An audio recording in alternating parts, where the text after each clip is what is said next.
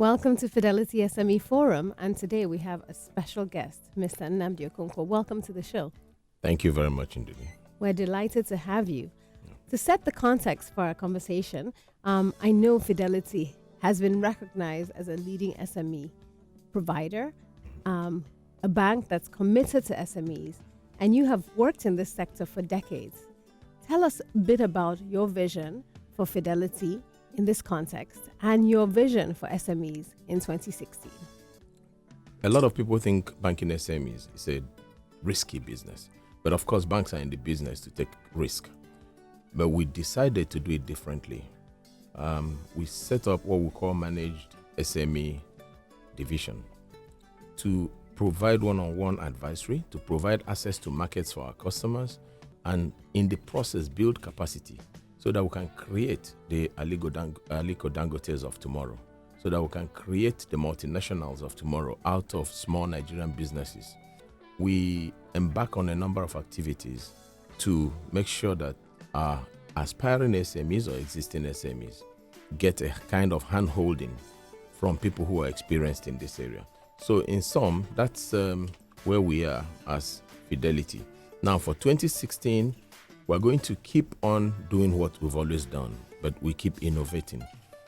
As you would recall, we have a national conference on SMEs. What do we do at these conferences? First of all, apart from knowledge sharing, we bring people who started businesses from nothing and rose to where they are today. Now they share their experience, inspire young people, inspire upcoming SMEs or future corporates. Some of these people, if you listen to their life stories, how many failures they had before they came up, it actually helps people begin to put the SME business in perspective. The Central Bank of Nigeria set up 220 billion naira fund to fund SMEs. And it's pretty simple. Why did they do this? They wanted to provide an avenue for SMEs to borrow at 9% max. Now, this 9% is everything, all in. And you can borrow, it even has a stretched tenor of up to 5 years. But you also realize that women, by culture, are excluded from financial access. So based on this, CBN set aside 60% of these funds for women entrepreneurs. Those who understand it have taken advantage of it. If you tell your banker what you have experienced in the business or what you have, what you intend to achieve, the bank can then provide financial advisory.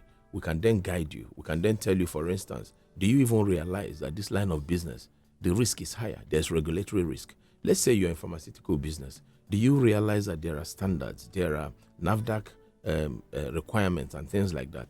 That's where a bank like Fidelity would manage SME come in. Now, you cannot prescribe the same medication for every ailment. So for this particular customer, for instance, we need to get deeper insight into his business to give him the right advice. If, for instance, I walk into a doctor's office and I'm running a temperature, he cannot just start treating malaria. He has to conduct tests. And that's why we've created an avenue for interaction with customers. This customer can walk into Fidelity Bank and ask for managed SMEs.